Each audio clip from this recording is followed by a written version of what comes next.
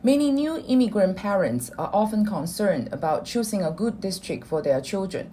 Today, I invited Jingjing, an immigration and abroad study consultant, to talk with us about how to choose a school for your child.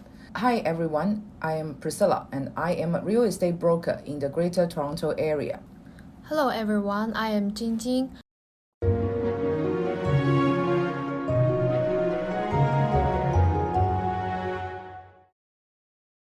Jingjing, a lot of clients of mine frequently ask if their child can choose their school freely even if they are not residents. Are there any policies regarding this matter? According to Canadian law, minors must have a local legal guardian that is either a permanent resident or Canadian citizen. International students with legal guardians basically have the same treatment as local students. However, you do have to check whether the school accepts international students or not. For example, the famous and highly regarded Leaside Public School does not have a quota for international students. But to remind everyone, if you are here on work permit or student visa, your child receives the same treatment as local students and are exempt from international student quota. Understood. Just now you mentioned that some schools do accept international students. Is this a common phenomenon? It is not particularly common. More and more schools are accepting international students. So in fact, even the minor or underaged international students have a lot of choices. Yes. I also want to ask Jingjing to recommend us a few school districts that you find particularly good and popular. For sure, picking the school district is a complicated process because, like we mentioned in the previous video, there are over 700 high schools in Toronto, each with their own unique characteristics, categories, and environment.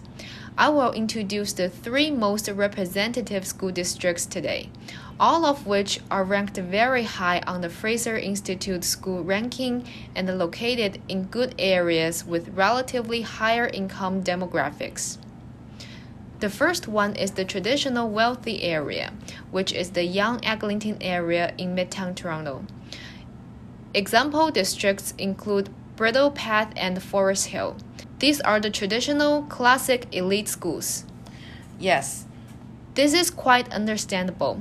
Canada pays much attention to equality in education, but it is inevitable that children enroll to schools based on their district. As a result, schools typically reflect the overall situation of the community demographics. So in these traditional elite schools, you will find many traditional sports programs and music programs. Taking Forest Hill Collegiate Institute, for example, it offers co-op program to students in grade 11 and 12, which is a great opportunity for kids to obtain work experience. Yes, so those are the good things about the schools in the Midtown area.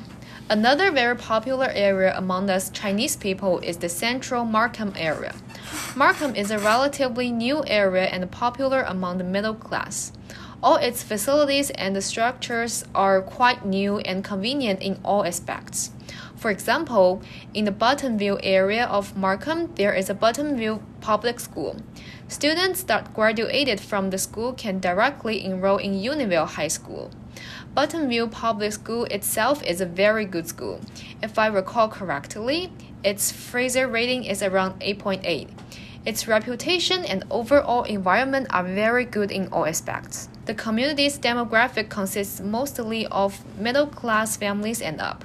All community equipment, facilities, and the structures are all quite new. Richmond Hill also has very good schools. For example, the Bayview Secondary School with IB program is a very reputable school.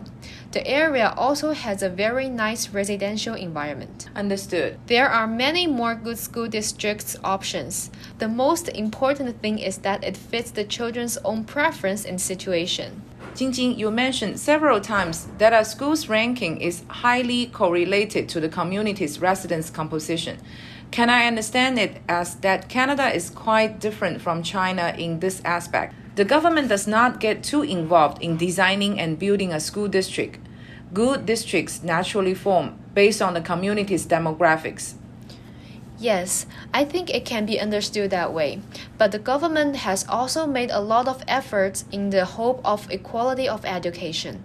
For example, you will find some government-sponsored housing projects in many brand new communities in the hope that lower-income households can also afford to live in those good school districts. Of course, the ranking and the overall learning environment of a school can only be accumulated through time. So environmental factors like the residents of the community plays a big role. Okay, thank you very much, Jingjing, for sharing so much with us today. See you in next video.